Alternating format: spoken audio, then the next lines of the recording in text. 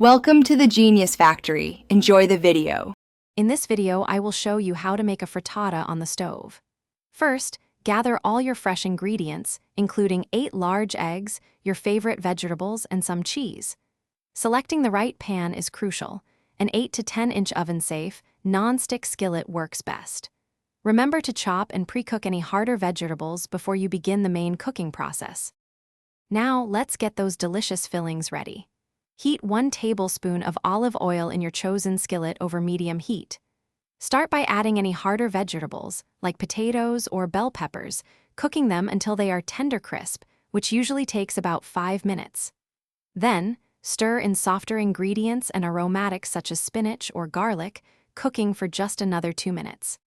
Hey everyone, if you're finding this video helpful, please hit that like button and subscribe for more great cooking tips. On another note, make meal prep a breeze with these fantastic leak-proof food containers. They're perfect for storing your delicious frittata leftovers or any other meals. Check the description below for the link to these containers and other amazing deals. Now, let's get back to the video.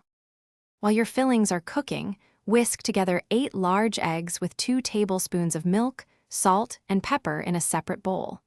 Once your vegetables are ready, pour this egg mixture evenly over them in the hot skillet. Let it cook undisturbed on medium-low heat. You'll see the edges begin to set and firm up after about 5 minutes.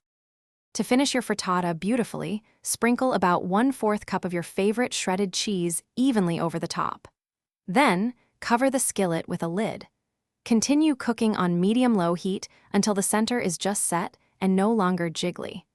This final step typically takes an additional 3 to 5 minutes, depending on the thickness of your frittata. Thanks for watching. If you found this helpful, don't forget to like and subscribe.